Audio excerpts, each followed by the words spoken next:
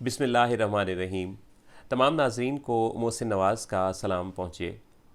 ख़वातीन हज़रात, इससे पहले कि मैं अमेरिका के डिज़ास्टर रिसर्च सेंटर की शायाशुदा रिपोर्ट का क्रक्स आपसे शेयर करूं, मैं कहूँगा कि अगर इस वीडियो में होने वाली बातचीत सैलाब से मुतासरा लोगों तक या उनके घरानों तक भी पहुँच सके तो अच्छा है। अमेरिका में 1963 में डिज़ास्टर रिसर्च सेंटर कायम हुआ,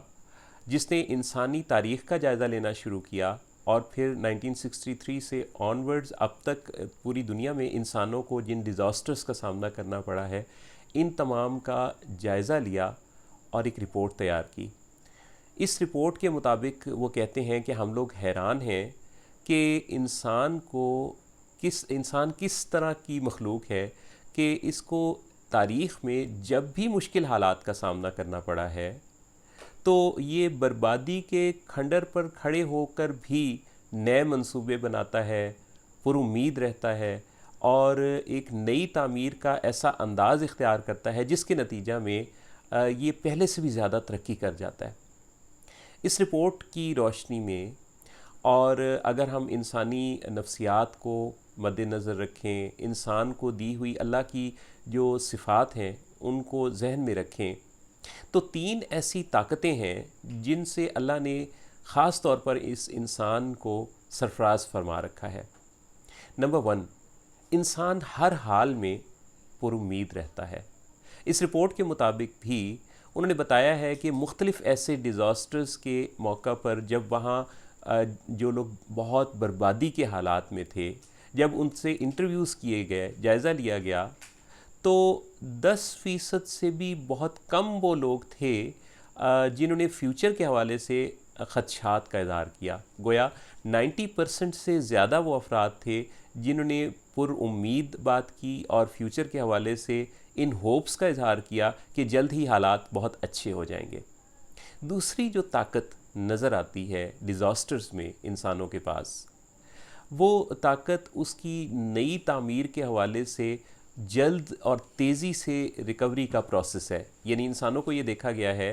कि वो जब किसी नुकसान से दो चार होते हैं तो वो बहुत तेज़ी से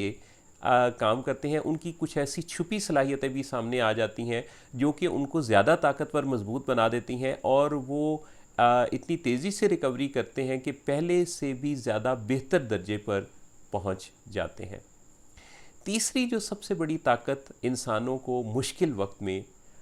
मिलती है, वो आपस में मुत्तहिद हो जाना है। आप देखिए कि पूरी दुनिया में जैसा कि हम देखते हैं कि जब भी मुश्किल हालात आते हैं तो इंसान किसी नस्ल से हो, किसी कौम से हो, किसी मुल्क से, किसी मज़हब से, किसी हवाले से उनका कोई भी ताल्लुक़ वास्ता हो, वो आपस में आपको मुत्तहिद नज़र आते हैं। तो इंसान का बाहम मुत्तहिद हो जाना, एक दूसरे के साथ पैवस्ता हो जाना, उसकी मुश्किलात का जल्द इंदमाल करता है, जल्द उसको उन मुश्किलात से निकल कर दोबारा पाँव पर खड़ा हो जाने की सख्त ताकत का ज़रिया बन जाता है। मेरा विजदान ये कहता है कि ज़मीन के अलावा भी जो सैयारे मौजूद हैं, ख़बर नहीं वहाँ भी कितनी ही मखलूक़ात होंगी।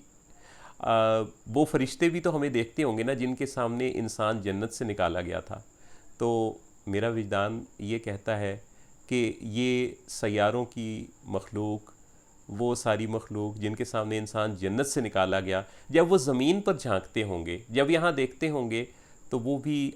अश अश कर उठते होंगे और काबिल रश्क निगाहों से इंसान को देखते होंगे कि ये इंसान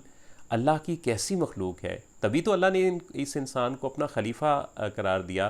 कि ये मुश्किल तरीन हालात से निकल कर दोबारा जल्दी से खड़ा होकर किस तरह पुरुमीद हो जाता है और कायनात के अंदर नई नई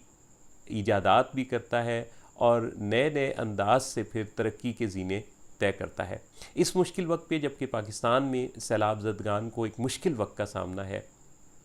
हमें उनकी मदद करनी है, उनकी मोरल को भी अप रखना है, उनके साथ हमें बातचीत करनी है, उनसे रब्ता रखना है, उनकी हौसला शिकनी नहीं होने देनी, बल्कि उनके दुख के मदावा के लिए